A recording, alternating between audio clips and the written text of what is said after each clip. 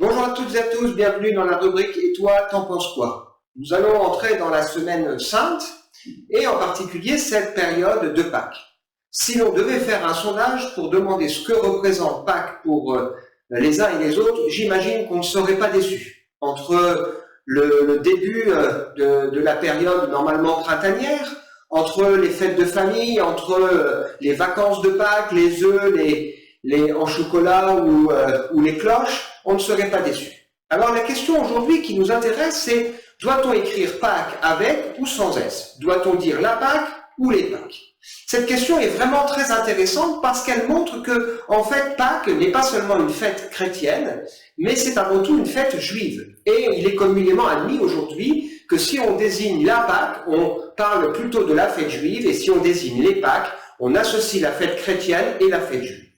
Mais que signifie cette fête de Pâques avec un S? Eh bien, il est intéressant pour nous de comprendre que dans le calendrier juif, Pâques est une fête majeure, comme dans le calendrier chrétien, et que ces deux fêtes coïncident parce que Dieu l'a voulu. La Pâques juive vient d'un mot hébreu, Pessah, qui veut dire action de passé.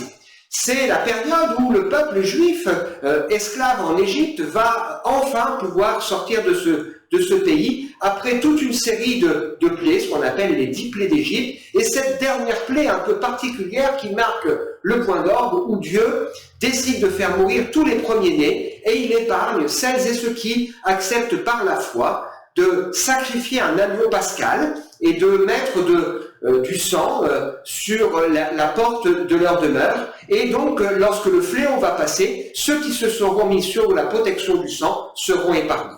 Le peuple juif obéit à cette règle par la foi et donc il est épargné et Pharaon décide de laisser aller ce peuple. Le peuple va partir et ils vont traverser la fameuse mer qui va s'ouvrir devant eux. Ils seront ainsi libérés. Pour les Juifs, c'est une période importante qui marque le début du calendrier et les Juifs sont invités chaque année à faire cette fête de Pâques et à rappeler à leur descendance que Dieu est ce libérateur qui les a entendus dans leur souffrance et dans leurs cris et qui les a libérés. Et donc, ça fait partie de ce qu'on appelle les 3 fêtes solennelles, Pâques, Pentecôte notamment, où l'ensemble de la population juive, pendant de nombreuses années, se sont rendus donc dans la ville de Jérusalem pour commémorer cet événement important. Et donc, Jésus, avec ses disciples, lui aussi a décidé de fêter Pâques, et c'était une Pâques particulière, puisque Jésus va offrir sa vie en sacrifice pour que son sang, ceux qui accepteraient par la foi de se placer au bénéfice de son sacrifice, puissent recevoir le pardon de leurs péchés et le don de la vie éternelle. Jésus partagera avec ses disciples le dernier repas, il annoncera plusieurs fois que maintenant c'est le moment où il va donc mourir, mais pour nous croyants, la Pâques ne s'arrête pas à la mort de Jésus, mais Pâques c'est aussi Jésus qui, 3 jours après, est ressuscité et est toujours vivant. C'est ce qu'ont attesté de nombreux témoins de cette période, des femmes, des hommes, des gens à qui le Seigneur est apparu, et c'est ce qui fait la base de la foi chrétienne. Nous croyons que Jésus, ressuscité, cela témoigne que Dieu a accepté parfaitement son sacrifice et qu'il est toujours vivant encore aujourd'hui pour sauver celles et ceux qui s'approchent de Dieu par lui. Donc,